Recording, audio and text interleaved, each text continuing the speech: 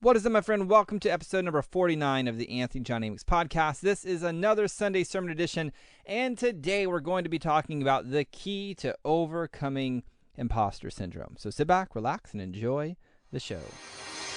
Welcome to the Anthony John Amick podcast, the one and only podcast designed to help you become unstoppable in life and business. My name is Anthony John Amick. My friends call me AJ, and my goal with this podcast is to help you remember who you truly are so you can maintain your center in the chaos, embody your potential, and unlock freedom in your life and business. That being said, let's get into today's show.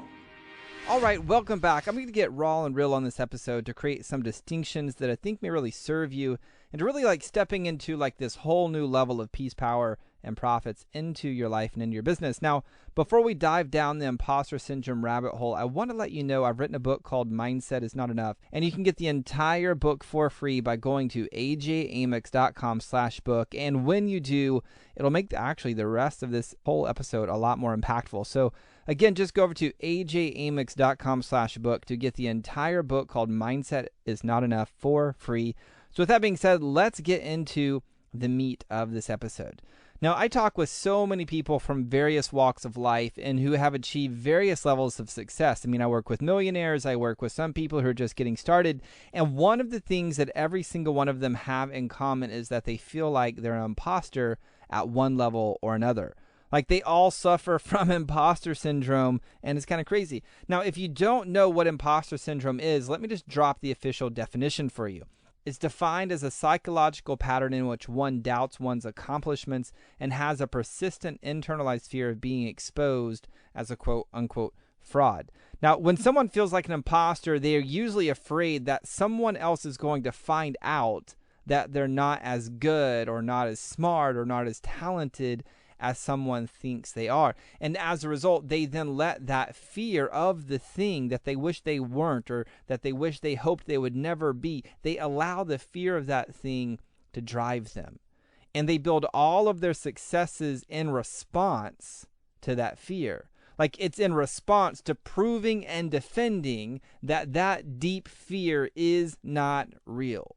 Now, for many high-achieving people, and I was one of them for a whole bunch of time, I'll just tell you, all of their successes, a vast majority of their successes are built in response to the fear.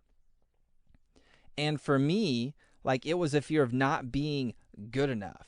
Because after all, if I wasn't good enough, would the people that I love the most, would they accept me? If I was not good enough, could I even accept myself? And for many years, I went on a journey to create quote-unquote success in order to defend and prove that I was good enough. All the success I experienced in the music industry, all the success I experienced in the social media marketing industry, all of my initial success even in building a coaching business. Now, the problem with building businesses in response to imposter syndrome is the pressure you feel, it actually just kind of gets old after a while. The pressure just builds and builds and builds, and building your dream starts to feel like you're pulling this 200-pound weight uphill every single day. It's when you get out of bed, it kind of feels like there's this hungry wolf who's chasing you every single day. And you're doing everything that you can to not get eaten by the hungry wolf. Can I get an amen? Maybe you can relate to this. This is what feeling like an imposter felt like for me for many, many years. And it's also how many of my clients tend to describe it as well. Now, in spiritual and personal development circles, it's been said that what you resist persists. Now, for many years, this never really made a lot of sense to me. For many years, it was just this was something people said just because it kind of sounded cool and it kind of sounded smart. So let me see if I can give you some personal examples to see if I can help this make sense to you. For many, many years, I set out to accomplish things to prove to my dad that I was good enough. When I was about 8 or 9 or 10 or something like that, I created a belief system that I was not good enough and that I needed to achieve things in order to be good enough, in order to be accepted by those people that I cared about, those people that I respected. So I set out to create and to achieve, to prove that I was good enough. Everything I set out to do, everything I set out to create, everything I set out to achieve was to defend my worthiness for existence. And in this, I created some really cool successes. Like I set out to get offers from record labels and radio play, and boom, knocked that one out of the park. I set out to create a business where I could work from anywhere in the world. Boom, did that one, got the t-shirt, checked it off my little list. So I got some payoff from creating from this place of attempting to prove and defend my worth. Like I got some payoff from taking action to keep people from knowing that deep inside my soul, the reality was I just didn't feel good enough. I felt like I was this skinny, awkward white boy. And see, the thing was, is I was terrified of people finding out that I wasn't good enough, because deep down, that's what it felt like. Like regardless of the external results I created, there was still this feeling deep within my soul of not being good enough.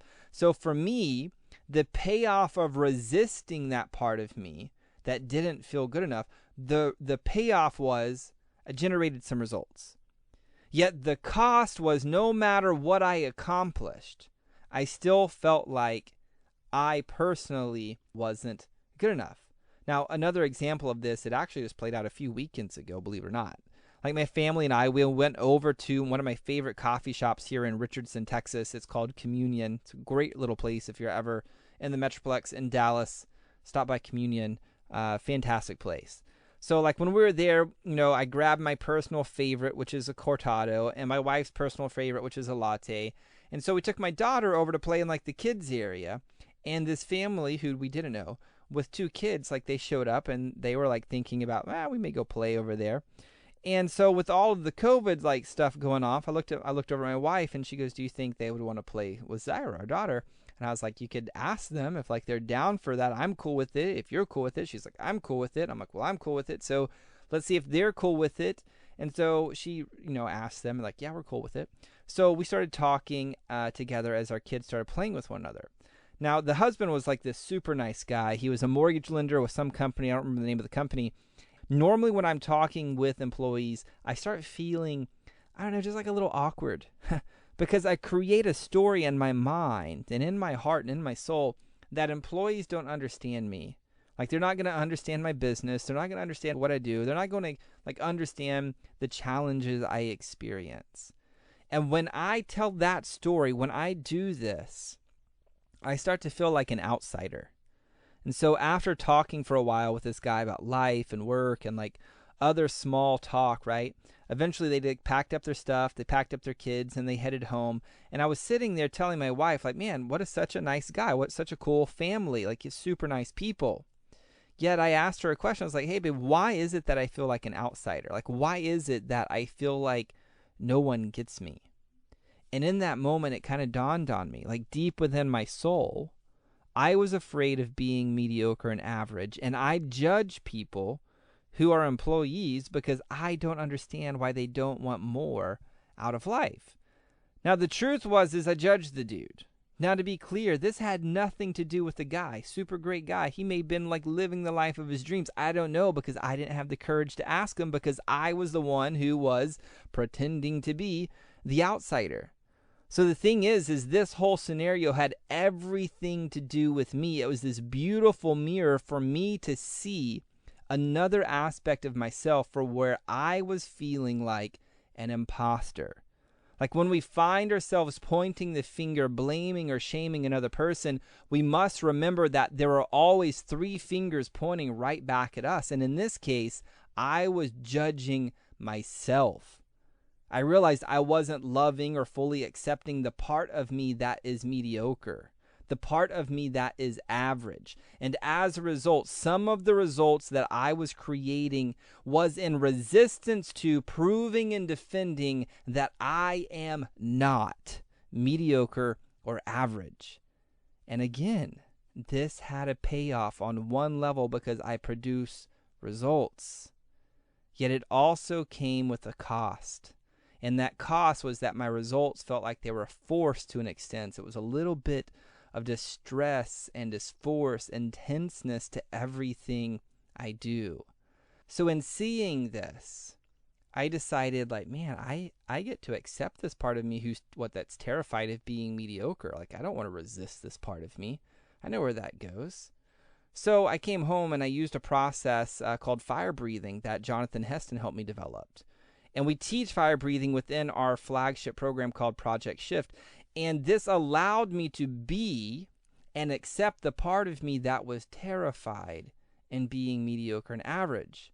Because if I didn't allow myself to be with that part of me that was terrified of being mediocre, I knew that there's always going to be like this internal angst, this internal stress, like this lack of feeling free within me if I was just creating results in resistance to this part of me. In Matthew 11, verses 28 through 30, Jesus says, "Come unto me, all ye that labor and are heavy laden, and I will give you rest. Take my yoke upon you and learn of me. For I am meek and lowly in heart, and ye shall find rest unto your souls. For my yoke is easy, and my burden is light." Now, when I did fire breathing, which is this breathing process that guides someone into the pit of their deepest fear and allows the breath to guide them to the light, I found that rest that Jesus talks about. Like, I realized what Jesus was saying here. Come to me, all ye who labor and are heavy laden, and I will give you rest. Now, way too many people are attempting to create results and chase their dreams because they feel like they have to prove or defend something that they are not. And for some people, they spend their entire lives caught in this trap. Yet when you turn inwards to be and to fully accept that part of you, you learn to overcome imposter syndrome. I'm here to tell you that being with that part of you is what destroys the feeling of feeling like an imposter. Like, so many people fall into the trap of having a neutral event happen in their life and then creating stories and meanings around that event, which in turn create feelings, and they're scared to death to allow that thing that they feel they must prove or defend to be true about themselves. And so they stay stuck in a never-ending pressure loop of force. Neutral events, stories and meanings, and stressful emotions.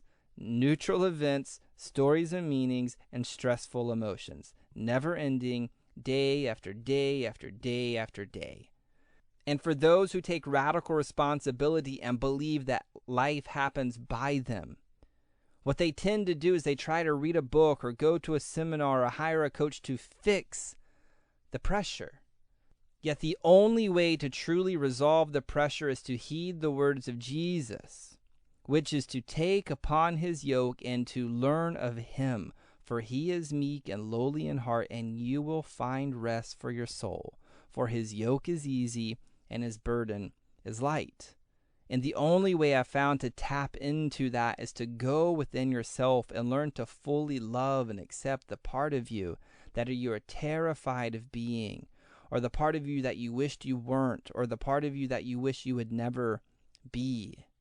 For this is bringing unconditional love to that part of yourself, which is what I believe Jesus was actually all about. It's what I believe that Jesus was trying to say, like bringing unconditional love to all parts of yourself. And I found time and time and time again when coaching my clients through this, that every single person has the capacity within themselves to be with their shadow, no matter how dark or heavy that shadow may be. And in doing so, I watch them time after time after time after time overcome imposter syndrome forever. Like, when I was with that part of me that was terrified of being mediocre, I realized there is not a bone in my body that can be mediocre. Like, it's impossible, like probably physically impossible for me to be mediocre, for my soul just has way too many desires that it wants to experience on this planet. And by experiencing this and accepting this, I now have a newfound freedom in choosing to create things simply because I choose them. Like, I'm no longer resisting the part of me that's afraid of being mediocre. Now, if you get what I'm sharing with you today, I know you'll be able to destroy feeling like an imposter forever. And as a result, you'll experience more peace, power, and profits in your life and your business. So my invitation to you this day is this: where in your life are you resisting a part of you? Like, where in your life are you working to prove or defend that you are not the thing that you're afraid to be? And by accepting this part of you, how much more joy and freedom and purpose and fulfillment would you experience on a daily basis? Well, my friend, that's going to do it for this episode of the Anthony John Amick podcast. Now, don't worry, just because this podcast is done doesn't mean that you have to stop learning about how to break through to a new level of freedom and purpose and success. I have an Instagram account where I'm dropping new stories pretty darn frequently, so head on over there to simply type in @AJAmyx, AMYX, and you'll find my Instagram account. Follow me over there, watch my stories, and you'll find some great videos and content that are better than what a lot of people actually make you pay for. So please go check that out on Instagram right after you listen to this podcast. And thank you so much for being here. Until next time, my friend, I'm out. Peace. Well, that's all I've got for this episode of the Anthony John Amick podcast, but we have plenty more to help you become unstoppable in life and business. So head on over to ajamyx.com for exclusive resources, information, and tools to help you break through to a new level of freedom, purpose, and success. I look forward to having you back for the next episode. Bye for now.